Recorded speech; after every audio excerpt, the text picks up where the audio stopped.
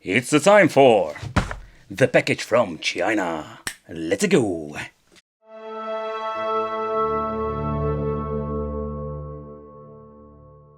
The form factor, you're going to be loving or hating it. I mean, I personally love those, let's say, very cool Game Boy look-alike thingies, but I find it very cool also to play with these landscape models, because most of them, they're very comfortable.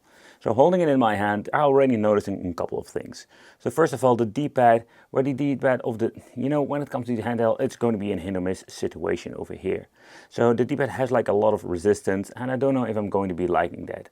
Because with previous model I've reviewed, most of them have a very overall good, let's say feel of the D-pad. So the A, B, X, Y button, they feel absolutely great and have a nice touch. So the analog sticks, I'm not going to be using the right one most of the time, but they stay implemented on most of the devices. And what is the downside? If you're going to be holding it, you can just feel the thumbs in, or at least the thumbs in just touching the control sticks. It's quite annoying, and that is one of the reasons I mostly prefer to have a landscape with only a left joystick or no joysticks at all. Having the M button, select and start. At the bottom we have stereo speakers, and they sound quite nice. Having the option for 2 SD cards is something they're doing for a long time now, and I love it. And there's only one implemented in the system. Let's remove it and let's take a close look. So they're using this brand called Xia or Xio, whatever. I don't know if it's going to be in good brand at all, because it's possible these cards can get corrupted out of nothing after a couple of weeks or months. Having a jack out, and at the top we're finding an HDMI mini, so it's kind of very cool. They can plug it in, so this is more like a hybrid device. A volume control, having the on-off switch, and USB-C for charging, and when it comes to the shoulder and the other buttons on top, they're all micro switched. Form factor wise, they went for a very flat device model, and it's quite interesting. I've seen Powkitties having all kinds of very comfortable models, particularly when it comes, I think it was the Max 2 or Max 3, having these bumps and make it super comfortable actually to play and hold this thing. So also implement a reset button if something goes wrong. But let's power it on. Let's hold the power button for a couple of seconds. The LED in the middle will turn green, and here you can see it will automatically boot up. So one thing I always recommend to the people is like, hey, you just back up your, let's say, SD card with a simple reason. If you don't do this and it gets corrupted, you have nothing. You need to rebuild everything. And I'm keep talking, and the reason also is because you can see how fast it will boot up. It will take some time. The menu is just the basic software you're getting, but in here we're finding a very nice looking menu, if I may say myself. In here having all of the, let's say, the first list and the second. So the reason they're doing this runs on separate emulators what I understand of, and this runs on RetroArch itself. Here having some app senders and favorites. And going on, we're having here history. You can see what kind of games that we have been testing out, search, and let's say the way how this actually works, for example, with the settings and everything else. We have all kinds of different things you can do with it. But let's do a quick overview of the menu itself. Having here the first list, having PlayStation Portable, PlayStation 1, the Capcom system, Neo Geo, all kinds of handhelds, 8-bit, 16-bit, and even a subject especially for the Sega 32X.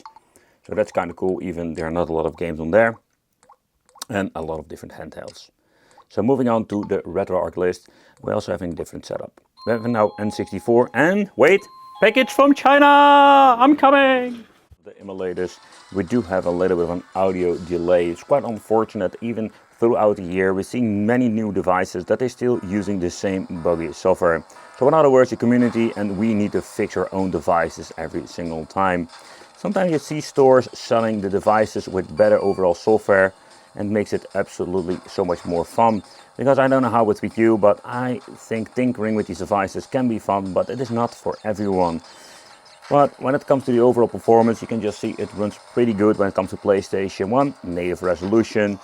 So the thing that annoys me the most at this point is the right joystick with my thumb bashing into it.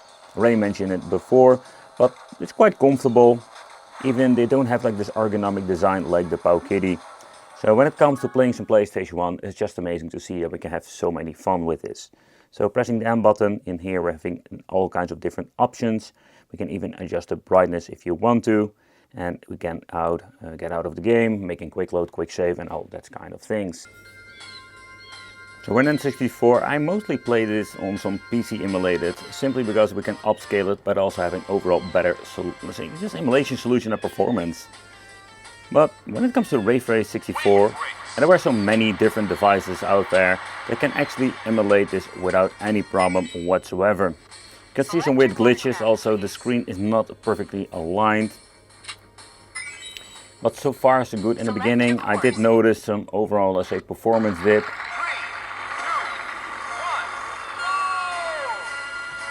But actually getting into the gameplay, I do have some good overall performance, so I can enjoy myself, some wave race.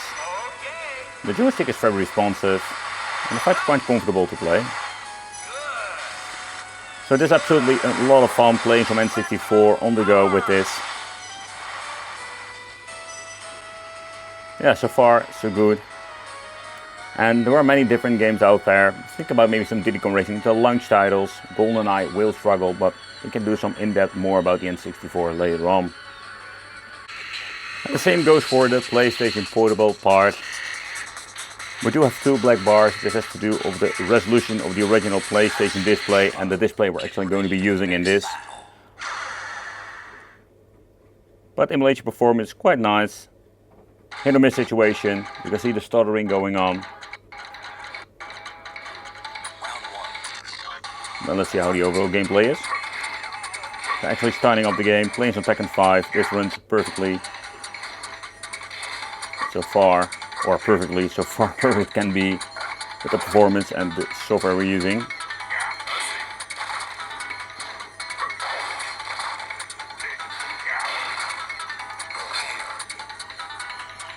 Well, one of the things I do really enjoy about this product is the audio quality. The two speakers sound really great, and the combination with the screen, man. So one of the features I think is absolutely awesome is the HDMI out. So what is so cool, that you can just bring this thing with you. Let's say you're in a hotel, you can just plug this thing into a television and play thousands of games, or the games that you installed on it. And it works perfectly. But let's get into it and let's see how good it actually works out with a couple of games. The screen automatically switches to the monitor itself. So where we don't have any upscaling going on with some device or systems, some games will look pixelated if you're going to be putting this on like a massive display. Here I'm using 24 inches of however, if you're going to be looking this on a 55-inch television, oh man, no. It's not going to be an overall great experience.